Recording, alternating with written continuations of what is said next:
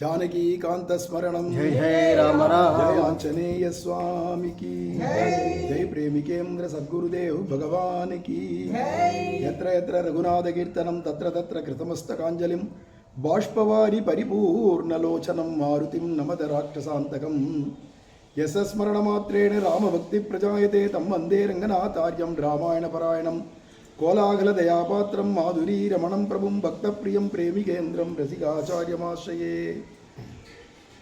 आंजनेय स्वामी की जय प्रेमिकेन्द्र सद्गुरुदेव भगवान की ராமாயணம் அப்படிங்கிறதான அற்புதமான காவியம் ஆதிகவியான வால்மீகியால் அருள் செய்யப்பட்டது. அந்த ராமாயணத்தில் நமக்கு என்ன தத்துவம் சொல்கிறது அப்படிங்கிறத சுருக்கமாக தெரிஞ்சுக்கணும். ராமாயண கதை பெருசு, அதில் ஒவ்வொருத்தருக்கு ஒவ்வொரு விஷயத்தில் அபிப்பிராயம் இருக்கும், நல்ல அபிப்பிராயம் இருக்கும். இதெல்லாம் இப்படிலாம் ராமர் பண்ணது சரியா அப்படிங்கிற கேள்விகளோ, ராமர் இப்படி பண்ணியிருக்க வேண்டாமே அப்படின்னோ, இந்த இடத்துல இப்படி இது நடந்திருக்க வேண்டாமே அப்படின்னோ பலவேறு கேள்விகள், பலவேறு விதமான சந்தேகங்கள் எல்லாருக்கும் வரலாம். அதெல்லாம் விட்டுருவோம். தத்துவம் என்னன்னு முதல்ல தெரிஞ்சிட்டாலே பூர்ண சரித்திரத்துக்கும் சாரம் இதுதான்னு தெரிஞ்சுக்கணும். சர்வத சாரமாதத்திய புஷ்பேபியை விஷட்பதகான்னு பலவேறு பூக்களில் போய் மொச்சாலும் அந்த தேனியானது தேனை மட்டும் எப்படி குடிக்கிறதோ அது மாதிரி இதில் இருக்க சாரம் ராமாயணத்தில் எடுத்தோமானா அதை சங்கல்ப சூரியோதயம்ன்ற நாடகத்தில் சுவாமி வேதாந்த தேசிகர்ன்ற ஆச்சாரியர் எடுத்து காட்டுறார் நமக்கு. தத்வோதக்ர தசானனேந்திரிய சமுகுன்ற ஸ்லோகத்தில் அங்கே ராவணன், கும்பகர்ணன், விபீஷணன், சூர்பனகை 4 பேர் மொத்த சகோதர சகோதரிகள். இப்போ 4 பேரில் நமக்கு இருக்கக்கூடியதான குணங்கள் தான் அங்கே வர்ணிக்கப்படும். சத்வகுணம் அப்படிங்கிறது விபீஷ்ண ஆழ்வான், ரஜோகுணம் அப்படிங்கிறது ராவணன், தமோகுணம் அப்படிங்கிறது கும்பகர்ணன். இவா 3 பேருக்கும் தங்கையா இருக்கக்கூடிய சூர்பனகை யாருடானா அவ தான் மாய. இந்த மாயினுடையதான 3 குணங்கள், இந்த 3 குணம் தான் சத்துவம், ரஜசு, தமசுன்னு. அதில் ரஜோகுணம்னா எப்படி இருக்குன்னா காமமும் கோபமும் அதிகமாக இருக்கும். அதான் ரஜோகுணம் வந்துடுத்துன்னா அதுதான் அதிகமாக இருக்கும். ராவணனை பார்த்தோம்னா அவனுக்கு ரொம்ப காமமும் இருக்குது, கோபமும் இருக்குன்னே வர்ணிக்கப்படுறதுனால அவன் ரஜோகுணம் மூர்த்தி. தாமச குணம் வந்துடுதுன்னா எப்போ பாரு சோம்பேறித்தனம், தூக்கம் அப்படியே அடிக்கும், சோம்பலும் தூக்கமாக இருக்கும். அப்படிங்கிறது கும்பகர்ணன். அவன் 6 மாதத்துக்கு ஒரு தரம் தான் முடிச்சுப்பான், ஒரே ஒரு நாள் முடிச்சுட்டு இருப்பான், திருப்பி 6 மாதம் தூக்கிடுவான். அப்படிங்கிறதுனால கும்பகர்ணனும் தோற்று போய் உனக்கே பெருந்துயில் தான் தந்தானோன்னு ஆண்டாள் சொல்கிறது மாதிரி பெரும் துயில், தூக்கத்திலேயே மன்னன் அவன் தான் அப்படின்னு சொல்லும் அளவுக்கு கும்பகர்ணன் தமோகுணம். சாத்விக குணம் வந்துடுதுன்னா விஷ்ணு பக்தி வந்துடும். சாத்விக குணம் வர்ற வரைக்கும் விஷ்ணு பக்தி வராது. ஏன்னா விபீஷணோ விஷ்ணு பக்தியும் வவ்ரே சத்வகுணான்விதா அப்படிங்கிறதுனால அவன் பிரம்மாட்ட வரமாக கேட்கச்சவே எனக்கு விஷ்ணு பக்தியை கொடுங்கன்னு தான் வரமாக கேட்டான்.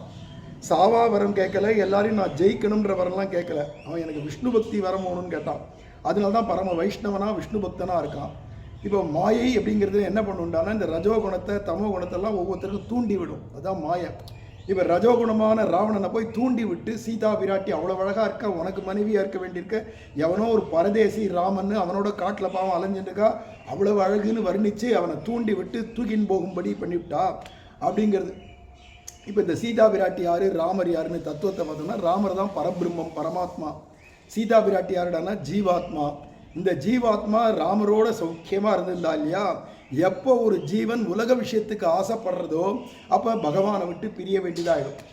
எப்போ என்ன ஆசைப்பட்டானா, அதோ இந்த ஓடி போகிறதே ஒரு மான், அந்த மானை பிடிச்சி தாங்கோன்னு கேட்டா இல்லையா, உலக விஷயமான ஆசை ஒன்று வந்துடுத்து. உடனே ராமர் அதுக்காக அவளுக்கு கேட்டதை விருப்பத்தை நிறைவேற்றி கொடுக்கறதுக்காகன்னு லொங்கு லொங்குன்னு ராமர் ஓடினார் இந்த மான் பின்னாடி. அதனால என்னாச்சுன்னா இப்போ ராவணன் அங்கேருந்து வந்தான், தூக்கின்னு கிளம்பிட்டான். அப்போது பகவானை விட்டு பிரிஞ்சால் ரஜோகுணம் தமோகுணம் தான் பீடிக்கும், சம்சாரத்தில் போட்டு நம்மளை போட்டு அழுத்தும், உலக விஷயத்தில் போட்டு அழுத்தும். இப்போ ராவணன் வந்தான், தூக்கின்னு போயிட்டான் சீதையாகிய ஜீவனை. நேரம் எங்கே போனான்னா சுதீவிர கடல், அதுக்கு மத்தியில் லங்கைன்றோம். அப்படின்னா என்ன அர்த்தம்னா சம்சாரம்ன்றது ஒரு சாகரம், ஒரு பெரிய சமுத்திரம்ன்றோம் இல்லையா, அதுதான் சமுத்திரம் சூழ்ந்தது லங்கை, அது சம்சார சாகரம். அதில் இந்த சம்சாரத்தில் எது எடுத்தாலும் சுகம்தான் நிறைய கிடைக்கும், சுகம்தான் நிறைய கிடைக்கும், சோகமே இருக்காது அப்படின்னு நம்ம நினச்சின்னு உள்ளே ஈடுபடுறோம். கடைசியில் பார்த்தா அசோகம்னு பேரில் சோகம் தான் வருது. அதுதான் அசோகவனத்தில் போய் உட்காண்டா அப்படிங்கிறது. என்னடான்னா அசோகவனம்ன்றது இந்த சம்சாரத்தில் சோகமே கிடையாதுன்னு நினச்சிட்டு ஏமாந்து போகிறோம். கடைசியில் அங்கே சோகம்தான் இருக்குது. ஏன்னா தீவிர ராட்சசிகள். இந்த ராட்சசிகள்லாம் யாருடானா நம்ம மனசில் ஏற்படக்கூடிய எண்ணங்கள்னு எடுத்துக்கலாம். இல்லை நம்மளுடைய உற்றார் உறவினர்களே நமக்கு ராட்சசிகள் மாதிரி தான். நீ எதை பண்ணாலும் திட்டின்னு இருக்கிறது, எதை பண்ணாலும் அடிக்கிறது, உதைக்கிறது, திட்டுறது, நிந்த பண்ணுறது, இப்படின்னே சுற்றி வர எல்லாருமே இருப்பா. பந்துக்கள், இல்லை சில சமயம் ஃப்ரெண்ட்ஸுகள் இருப்பா, சில சமயம் இந்த இயற்கையே நமக்கு விரோதியாக இருக்கும். இதெல்லாம் தான் அங்கே இருக்கிற ராட்சசிகள்லாம் எப்போ பாரு திட்டிகிட்டே இருக்குது அப்படின்னும். இப்படி இருக்கிற சந்தர்ப்பத்தில் இப்போ என்னாச்சுன்னா ஒரு குருநாதர் வரணும், ஒரு ஆச்சாரியர் கிடைச்சாதான் யாருக்குமே வாழ்க்கையில் துக்கத்துக்கு விமோச்சனம். இப்போ ஆச்சாரியர் வரணும்னா யார் ஆச்சாரியரிங்க அப்படின்னா ஹனுமத் சமேன குருனா அப்படிங்கிறார் தேசிகர். அப்படின்னா என்னென்னா ஹனுமானுக்கு சமமான ஒரு குரு வேணும். ஹனுமாரை குருஸ்தானத்தில் வச்சுருக்கு. அப்போ குருஸ்தானம்னா என்னடனா அவர் பரம ராம பக்தராக இருக்கணும். ஹனுமார் தூதோ ராமஸ்ய ராமதாசஸ்ய அப்படின்னா அவரே சொல்லிக்கிறதுனால ராமருக்கு தாசனா பரம பக்தனா இருக்கார். ஞானம் அனுஷ்டானம் இவை நன்றாகவே உடையனான குரு அப்படின்னு மாமுனிகள் சொல்கிறது மாதிரி ஞானம் அனுஷ்டானம் பரிபூர்த்தியாக இருக்குது. ஞானம் எப்படி இருக்குன்னு ராமர்கிட்டேருந்தே சர்டிஃபிகேட் வாங்கினார். அவருடைய அனுஷ்டானம் எப்படி இருக்கிறாருன்னா வாலில் நெருப்பு வைக்க போகிறான் பின்னாடி ராவணன். அப்போ கூட ராமா என்னை காப்பாற்று அப்படின்னு அலறலை. இப்படி தான் எனக்கு உயிர் போகணுமானா போட்டுமே. இதுதான் ஞானியினுடைய அனுஷ்டானம்.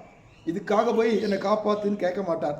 இதுதான் பிரகலாதனும் நெருப்பில் போட்ட போது என்னை காப்பாற்றுன்னு கேட்கல, பெருமாள் தான் ஓடி ஓடி வந்து காப்பாற்றினார் பிரகலாதனம். இங்கே பிராட்டி தான் சீதோபவ ஹனுமதகான்னு சீதா பிராட்டி சொல்கிறான்.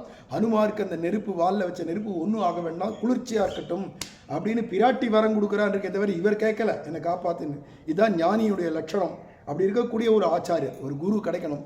அவர் என்னன்னா சம்சாரத்தையே தாண்டி குதிக்கிறவராக இருக்கணும், எல்லாரையும் தாண்டி தூக்கிண்டு போய் வைகுண்டத்தில் சேர்க்கிறவராக இருக்கணும். அப்பேற்பட்ட தான் வைகுண்டம் போகிறாருன்னு இல்லாத எல்லாரையும் வைகுண்டத்துக்கு அழிச்சுன்னு போகிறவராகவும் இருக்கணும் ஒரு குருனா. அவர் அங்கேருந்து தாண்டி குதிச்சார், லங்கைக்கு போனார். போன உடனே சீதா பிராட்டியை கண்டார். இந்த ஜீவனுக்கு பெருமாளோட சேர்த்து வைக்கணுன்றதான எண்ணத்தோட எண்ணத்தை கொடுத்தார்னா முதல்ல அந்த பெருமாளுடையதான லட்சணம் எப்படி இருக்கு, ரூபம் எப்படி இருக்குன்னு வர்ணிச்சார். பெருமாளுடையதான குணங்கள் எப்படி இருக்குன்னு வர்ணிச்சார். மூணாவதாக என்ன பண்ணார்னா அவருக்கு மந்திரோபதேசம் பண்ணணும். சிஷ்யன்னு வந்தால் அவனுக்கு மந்திரோபதேசம் பண்ணணும். அந்த ராமருடையதான மோதிரம் இருக்கே, அதில் ராம் அப்படின்னு பொறிக்கப்பட்டதான மோதிரம், அந்த மோதிரத்தை ராமரே கொடுத்து அனுப்பிச்சார். அந்த ராம மந்திரத்தை தான் கையில் கொடுக்குறார். ராமநாமாங்கிதம் சேதம் பஷ்யதேவி அங்குலியகம் அப்படின்னு இந்த அங்குலியத்தை கையில் கொடுக்க அந்த மோதிரத்தை அதை வாங்கிட்ட உடனே ராமரையே அடைஞ்சது போல சீதா பிராட்டி ஆனந்தப்பட்டா. பர்த்தாரமிவ சம்பிராப்தா ஜானகி முதிதா பவத்து. அப்போது ராமன் நாமம் வேற இல்லை, ராமர் வேற இல்லை, மந்திரம் வேற இல்லை, பகவான் வேற இல்லை அப்படிங்கிறத இங்கே காட்டுறார் சுந்தரகாண்டத்தில். அப்போது பகவானையே அடைஞ்சது போல ஆனந்தப்பட அதோடு இல்லாத அவளுக்கு வேண்டிதான சமாதானம் படுத்திவிட்டு அவரை ஊரையே பொசிக்கினார் ஹனுமார் லங்கையேன்னா என்ன அர்த்தம்னா சம்சாரத்தை பொசிக்கிவிட்டார். இந்த சம்சாரம்ன்றது இந்த ஜீவனை பொறுத்தவரைக்கும் சிஷ்யனை பொறுத்தவரைக்கும் இல்லைன்னு பண்ணி கடைசியில் என்னன்னா இக்கரைக்கு வந்து ராமர்கிட்ட சொல்லி இந்த ஜீவன் உனக்காக கதறின்னு இருக்கு, அடையணும்னு ஆசைப்பட்டு இருக்கு, நாமம் சொல்லின்னு இருக்கு, நீங்கள் வந்து அந்த ரஜோகுண தமோ குணங்களெல்லாம் விலக்கி அந்த ஜீவனை வைகுண்டத்துக்கு அழைச்சின்னு போகணும் அப்படின்னு இங்கே பிரார்த்தனை பண்ணிக்க. உடனே அந்த ஆச்சாரியருக்கு பெருமாள் என்ன பண்ணார்னா சேர்த்து கட்டிக்கிறார்.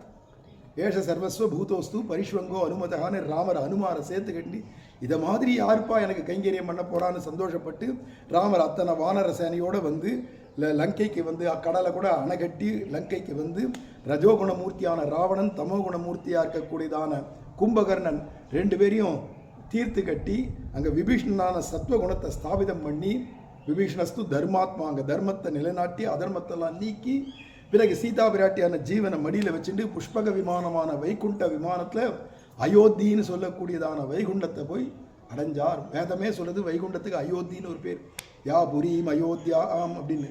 அந்த அயோத்தியான வைகுண்டத்தில் கொண்டு போய் தான் பட்டாபிஷேக்தனாக சீதையும் ராமருமா அங்கே சௌக்கியமாக இருக்கா அப்படிங்கிறது இந்த சரித்திரத்தில் வரக்கூடிய தத்துவம்.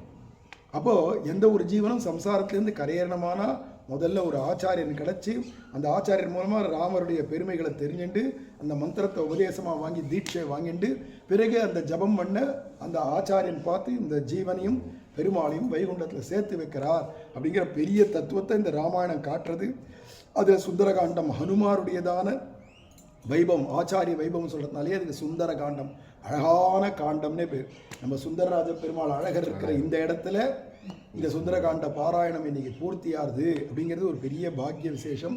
துவாதசி எதுவுமா அது ஒரு சிராவண மாதத்தில் இப்பேற்பட்டதான ஒரு பெரிய பாக்கியம். இதனால என்னன்னா ஹனுமாருடைய கிருபையினாலே புத்திர் பலம் யசோதைரியம் நிர்பயத்துவம் அரோகதா அஜாட்டியம் வாக்படுத்துவஞ்ச ஹனுமத் ஸ்மரணாத் பவேதுன்னு சொல்கிறது போல் நமக்கு நல்ல புத்தி வேணும் இல்லையா, சமயோசித புத்தியை கொடுக்குறவரும் ஹனுமார் தான். பலம் வேணும்னா சரீர பலம் மனோபலத்தையும் கொடுக்குறவர் அவர் தான். யசஸ் புகழ் வேணும்னாலும் அவர் தான் கொடுக்குவார். தைரியம் வேணும்னாலும் அவர் தான் கொடுப்பார்.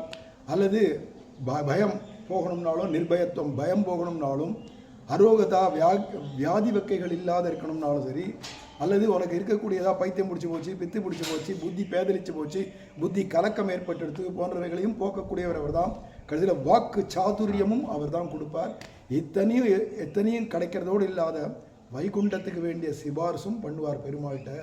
அப்படின்னு இருக்கிறதுனால அந்த ஆஞ்சநேயருடைய கிருபையினால எல்லாருக்கும் எல்லா வித மங்களங்களும் உண்டாகணும்னு அந்த ஆஞ்சநேயர்ட்டையும் சீதா லக்ஷ்மண பரத சத்ருக்ன ஹனுமத் சமேத ஸ்ரீ ராமச்சந்திர பிரபுவான நம்ம ஆனந்த ரங்கநாத பெருமாள் பத்மாவதி சமேத செந்தனைக்கினியான்கிட்டையும் மாதுரி சமேத பிரேமிகேந்திர வரதன்ட்டையும் நம்ம பிரார்த்தனை பண்ணிக்கிறோம்.